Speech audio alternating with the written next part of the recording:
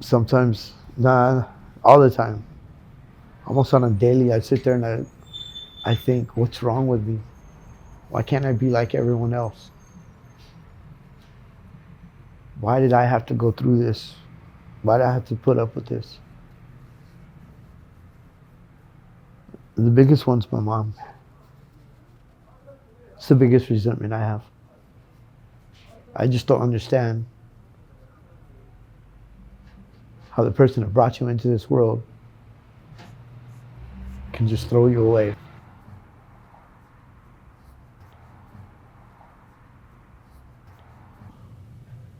You have kids? Yeah, I have 6 kids actually. 6 kids. Were you around to raise them? For 2 of them, I was around to raise them. My 7-year-old daughter Nevaeh and my 12-year-old son Nathan. I was there from the time he was 16 months until he was about 7, 8 years old. Then you were in prison for the rest? The prison was before that. Oh, prison was before It that. was 26 years, but it was done 13 years, 4 years, 4 years, so on and so forth. 26 years in prison. Yeah. What was that for? Well, the first one was for I got arrested for 22 counts of armed robbery, and I received 12 years in prison, but I ended up doing like 18 years because of the stuff I was doing in there. Yeah. What kind of stuff you do in prison to keep you there? Keep your credibility, stuff like that. I just doing stabbings, stuff like that. Yeah, prison's every bit as violent as outside of prison, right? It's even more violent, I think, especially after living in this area. Mm-hmm. This is nothing. Once I've been through prison, living out here is nothing. You grew up where? I grew up everywhere, I guess. I mean, I never really sat at one place very long. Tell me about your family. I don't know my family. My mom gave me up when I was like 6 years old, and next time I seen her was when I was 35, and I haven't seen her since I was 35, and I'm 47 now. So who raised you? Foster care. I was in foster care from the time I was 6 till I got emancipated out at 18, and I've just been in and out of jail ever since. No dad? No, I never met my dad. Wow. So your teen years, how far did you go in school? I made it to about 11th grade before I dropped out. You were in gangs too? Yeah, I got put into a gang out in the city of Lawndale, and about the time I was about 15, 16 years old, and I started running with them, doing robberies, beating people up, extorting neighborhood liquor stores and stuff like that. And are you Mexican? no, I'm white. So what kind of gang? It was a Mexican gang. Mexican gang. Yeah, but it landed me in prison. Just that whole lifestyle. And then when I went to prison, I just followed suit. Just what the guy in front of me did, I did the same thing. Would you consider yourself institutionalized? Yeah, I do. It was a lot worse for me when I first got out, but it's getting better now. But I'm not the kind of guy that has that passion to go out and look for work or anything like that. I've always been about the hustle. I've always been about the next come up, stuff like that. I did manage to, when I was in prison, pick up a particular trade that I use out here, and supplies my habit. It pays for the things that I need. I'm a fairly good tattoo artist, portrait artist, and stuff like that. How do you support yourself now? Just basically GR, and like I said, hustling. Yeah. And drugs are part of your life?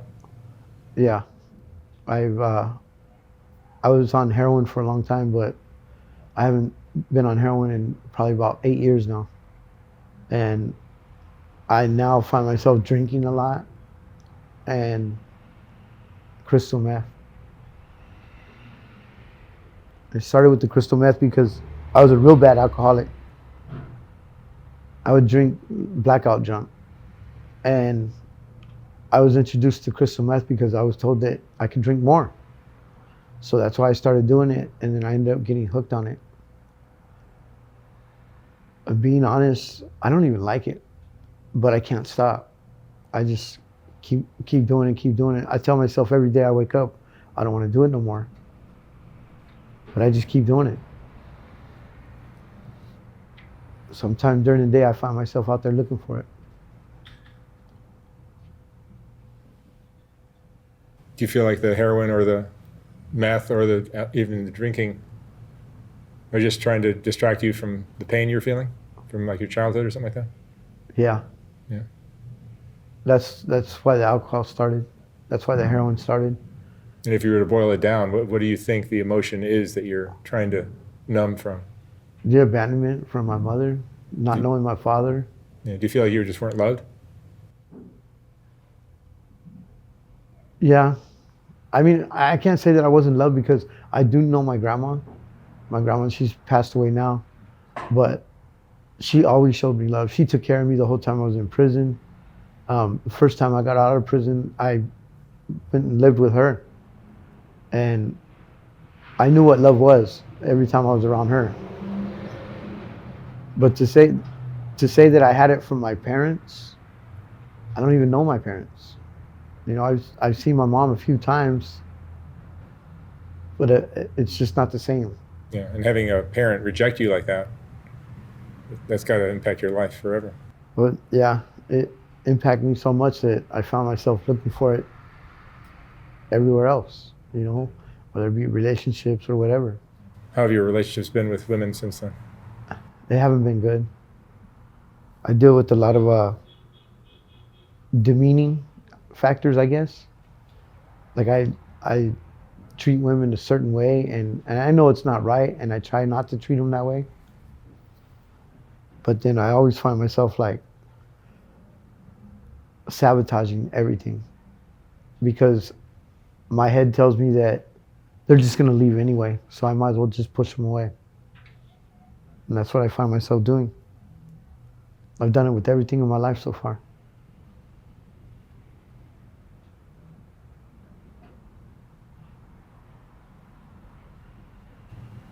It's going to make it hard to get anywhere and achieve anything in life, right? And you're your own worst enemy. Yeah.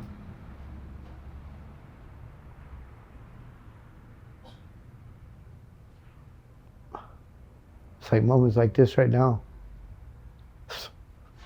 Drink would be really good right about now.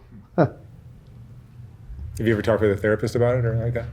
I've been in therapy from the time I was like 15, different places. And I'm not going to say that they haven't worked. I haven't allowed them to really resonate with me and really work. I've constantly, like I said, just pushed people away every time.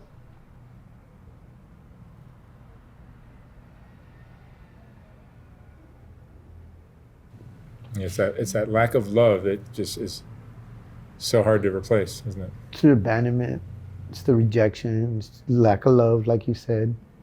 I was molested at a young age, and I was able to get over that. I mean, that doesn't even render any bearing on me anymore. You know, I know that wasn't my fault, you know, as a child, but for a long time it did. Like, why is this happening to me? Like, What do you think? The biggest one is my mom. Yeah, more than missing a dad? Yeah. I just don't understand how the one person who brought you into this world can just throw you away like you're nothing. It caused me to grow up believing that I'm nothing.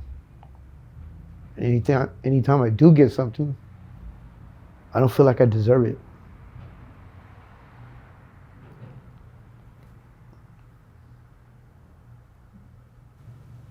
and you'll sabotage. Yeah. Hurt them before they hurt me, so it doesn't hurt so much.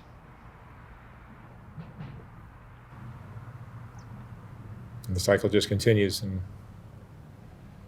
never ends. Yeah. I've tried geographical, I've tried everything, and it's just wherever I go, it just starts all over again.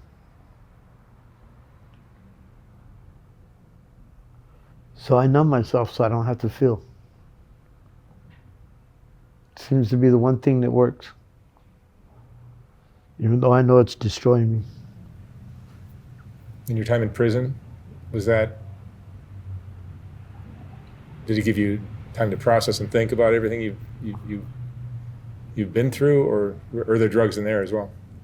No, there's drugs in there as well. And for my first, what we like to say, my first term, first, second terms, I was chasing the drugs. That's why I taught myself how to draw, learned how to tattoo. It became very lucrative in there. I made a lot of money at it, and all the money went towards my drugs and supporting myself, what little bit that I did have. But on my last term, I actually started to do something better for myself. But even that ended up falling apart. I have about 9 to 12, I believe it is, units towards a psychology degree from taking college courses in prison. I have a couple trades under my belt, but I don't have that passion or desire to do anything with them. I would rather spend my day locked in my room by myself, just drinking. You're depressed? You describe yourself as depressed? Severely depressed. And that's been going on for how long? It's been going on for a while. Actually, I think the depression started probably right after the molestation. Being that young, I can't sit here and say that I can pinpoint it to that. But now, at the age that I am now, I'd like to say that it started around that time. I've never asked this question before, but how do you think, how old were you when that happened? I was 8 years old. And who did it to you? The foster dad. Yeah. And so how do you think that impacts an 8-year-old boy? It took a lot of trust away from me. Like I couldn't trust nobody after that, because with the things that he was saying, that he would hurt me if I told anybody, I couldn't tell nobody. And then whenever I did tell someone, they didn't believe me. Did you know it was wrong at that age? No, like I said, I was self-seeking. I was not self-seeking, but I was seeking love. I was seeking, I wanted to be accepted. I wanted to be a part of, you know what I mean? And he just truly had me believing that by doing this for him, I would get his love. But at that age, you don't know that. You know, you don't know things like that. Maybe if I had I had my first wife, she said something to my son one time when he was 9 years old. She said, "You can't be mad at your dad because he doesn't know how to be a dad." And it really messed me up when she said that. But I processed it and I thought about it. And I was like, you know what, she's right. I never had a male figure in my life that showed me what it meant to be a provider, to be that protector. I never had that. So I never knew that those were the things that a man does. Those are the things that a dad does. I mean, I would play with my son and play video games with them, play with them outside. I didn't know how to discipline them. My thought of disciplining was you do what you're told, or you're gonna be you're gonna be spanked, or you're gonna be put in your room for the rest of the day, have your toys taken away, or. But it was so angry and aggressive the way that I would get at my son. Then my wife would tell me that's not how you discipline. But I didn't know. I was never taught. I was taught that if something doesn't go your way, you make it go your way.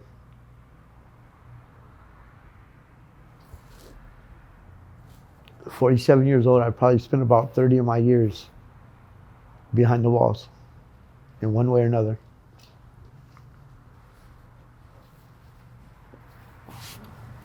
Do you feel like you're angry as well? Not as much as I used to be. I used to be so angry, and I didn't care who I hurt. I really didn't. You know, whether it was physically or emotionally, or I just didn't care, as long as it wasn't me getting hurt. But now I do.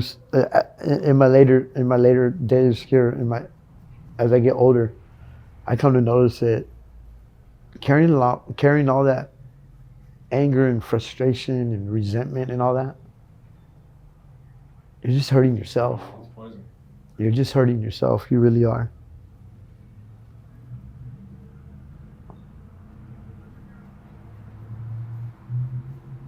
Sometimes, all the time. Almost on a daily, I sit there and I think, what's wrong with me? Why can't I be like everyone else? Why did I have to go through this? Why did I have to put up with this? The biggest one's my mom. It's the biggest resentment I have. I just don't understand how the person that brought you into this world can just throw you away. And I know I said that before, but that's the one that renders the most pain. And you'll take that pain to your grave, won't you? Yeah. I heard this saying a while back. It says, you end up becoming just like your parents. And I think I'll never be like my parents because I don't even know my parents. Then I sit there and I think, I've abandoned my kids. I got hooked on drugs. I went to prison.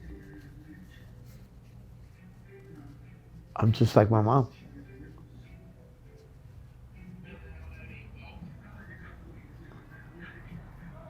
A lot of my defining factors for wanting to do better was just that in itself. I don't want to be like my mom.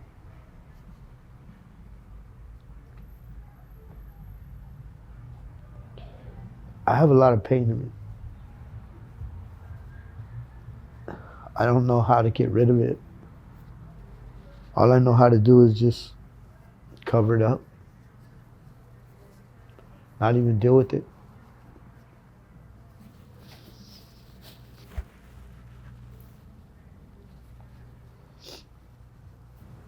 What are you afraid of now?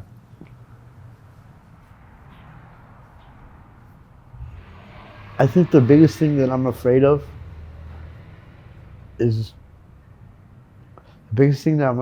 failure, to be honest. I'm afraid to go out there and make a better life for myself because I'm scared to death that I'm going to fail one more time.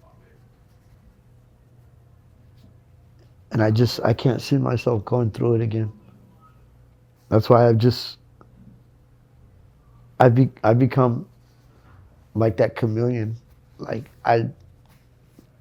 living on these streets, it doesn't bother me. I can fit in anywhere, you know. I could put on a 3-piece suit and stand right next to a business owner. I can break bread with a homeless guy. and feel the same way. I long to be accepted by one thing, or I just tell myself, I'm not going to be accepted by nothing.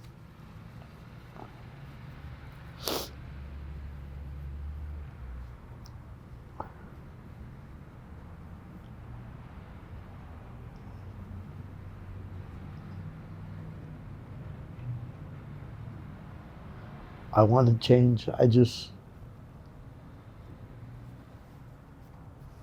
can't sit here and say I don't know how to change. I don't know how to find the passion to change.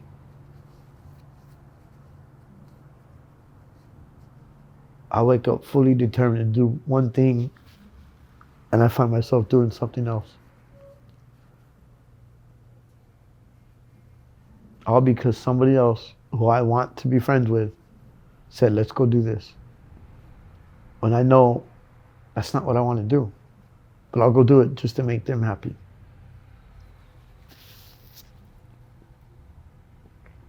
Because I don't deserve to be happy.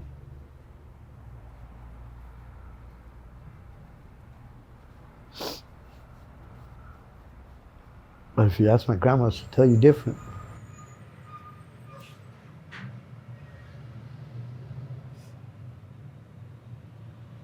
Just seeing yourself in this situation where you're addicted to drugs and living in this situation, which is very similar to your mom's, and you see how difficult it is for you, does that help you forgive your mom's behavior? I don't think it's helped me forgive as much as it helps me relate. I don't think I'll ever forgive my mom. When I said earlier that my mom left me when I was 6 years old, and I seen her again when I was 35. I went to prison when I was 18. I got out when I was 35. My mom was the one that picked me up from the prison.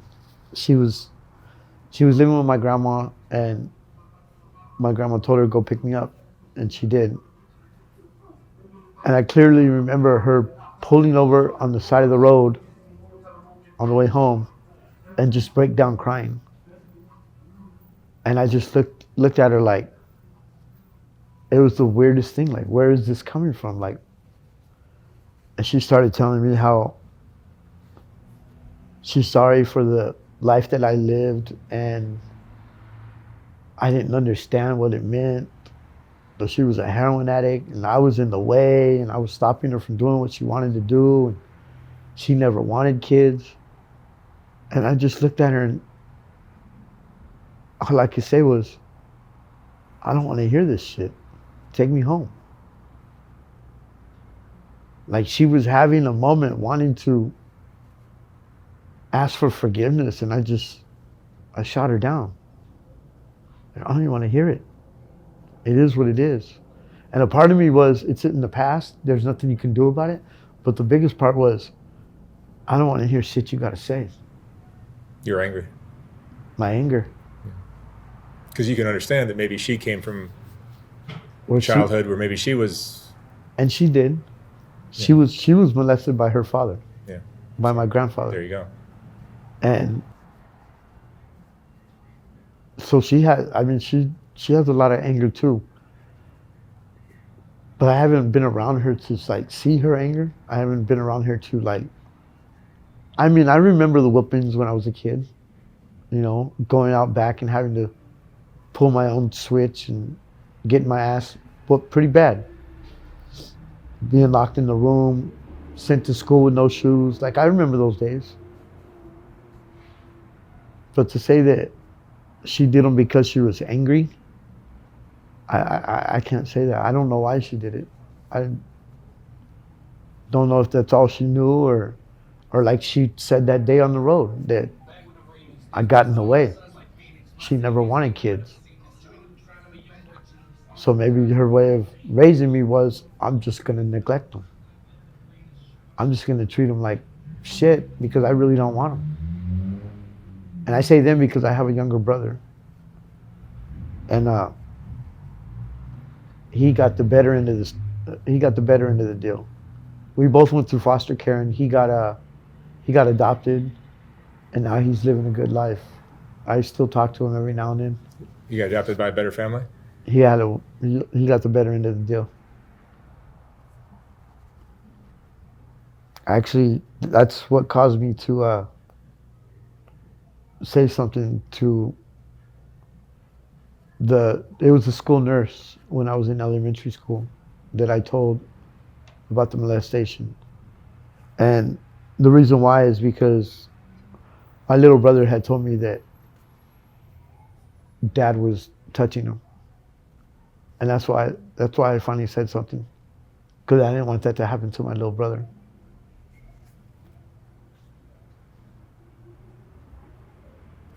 You would think after everything that I've been through that I could go through anything. But deep down inside, I just feel like I can't take no more. I just can't take no more. There's days I've had thoughts of suicide and stuff like that. Gone through therapy for it, taken classes. The thoughts are still there. I don't act on them. I'll never act on them. But they're there. Just thinking that I'd be a lot better just if I wasn't here. Because I don't even understand why I'm here. But I do know I'm here for a reason. I just don't know what it is.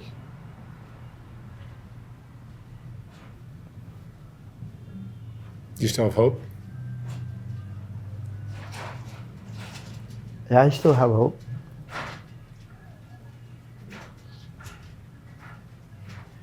I hope it ends soon. I'm sorry? I said I hope it ends soon. Oh. I just, I don't know, I don't mean to be so down and negative, but just hearing my life, it just hit me. It's like, wow. But there's been good times in my life. Yeah? Yeah. My July 31st, 2015. It's a day I'll never forget. It's the day I married my second wife. She, even to this day, we don't really talk no more. But if she was to call me right now, I'd go running in a heartbeat. She's the owner of my heart. I'll always love her. She chose to commit adultery, and my anger, my pride,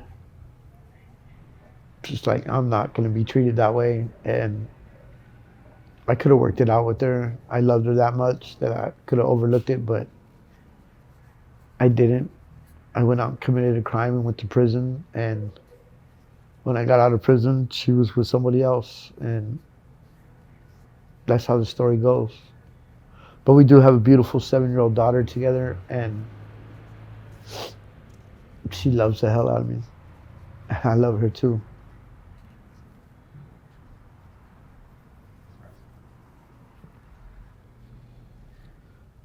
But I managed to mess that up too as well, behind my drugs.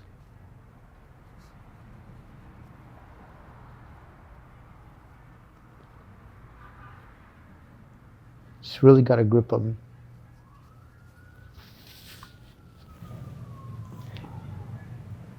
Chris, what would you say is the most important thing you've learned in your life? The most important thing that I've learned in my life,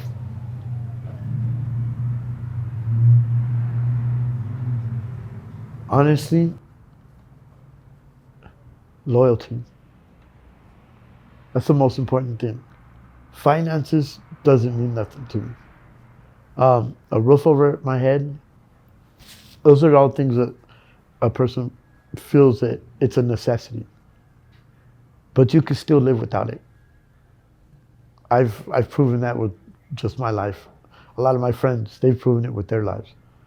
But if you don't have someone on your side that you can be loyal to, and they can be loyal to you,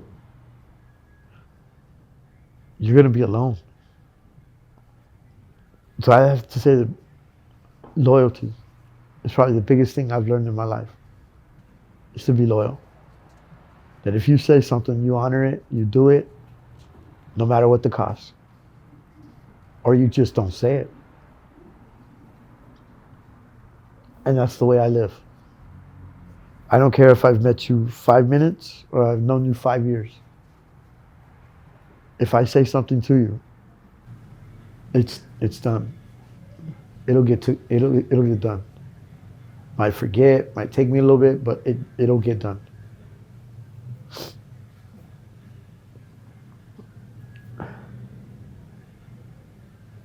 All right, Chris. Thank you so much for sharing your story. I wish you the best of luck. Thank you.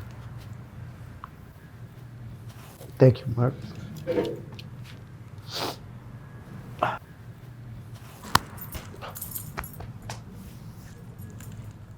Shine. He speaks so beautifully. Listen to you all day long.